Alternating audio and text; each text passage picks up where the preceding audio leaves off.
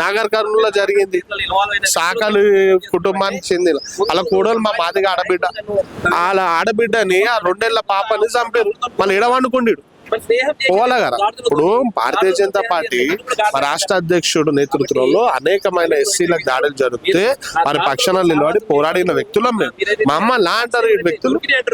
ఇప్పుడు బండి సంజయ్ గారు రాష్ట్ర అధ్యక్షుడుగా ఉన్నప్పుడు నాగరాజుని చంపినప్పుడు నాగరాజుకి మద్దతుగా నిలబడి ఆయనకి న్యాయం జరిగేలా పోరాటం చేసిన వ్యక్తి బండి సంజయ్. ఎస్సీ కమిషన్ తీసుకొని వెళ్ళు.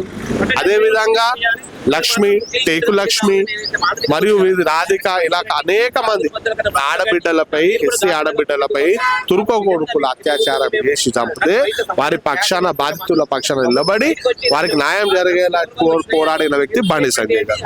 మొన్నటిదాకా మున్సిపల్ కార్పొరేషన్ ఎన్నికల్లో ఎస్సీ మాల మాదిగలకు టికెట్ ఇచ్చి గెలిపించిన వ్యక్తి బండి సంజయ్ గారు. నువ్వు బండి సంజయ్ గారి గురించి చెప్తున్నావు, దళితుల కోసం చెప్పేది. నువ్వు దళితులే కాదరా భయ్, నువ్వు ఒక క్రిస్టియన్. పొద్దాలేస్తే యేసు ప్రభుని మొక్కుతావు. నీ పెళ్లి కానీ, నీ కొడుకుల పెళ్లిళ్ళు కానీ, మంచి చెడు కానీ అంతా క్రిస్టియన్ ఆచారంగా నడుస్తుంది, క్రిస్టియన్ ఆచార పరంగా చేసుకుంటావు. నువ్వు ఆ ఎస్సీ అని చెప్పుకుంటావు. అక్కడ నా ఎస్సీ కాన్స్టిట్యున్సీలో దొంగ లేక ఎస్సీ హిందూ సర్టిఫికెట్ పెట్టుకొని దొంగగా ఎమ్మెల్యే అయినావు.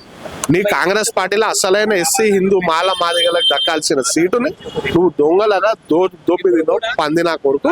ఈడు మాకు చెప్తుండు దళితుల కోసం. ఆడ దళితుడే కాదు, ఆడ బీసీసీ కిందికి వస్తాడు. ఆడెందుకు అవుతాడు?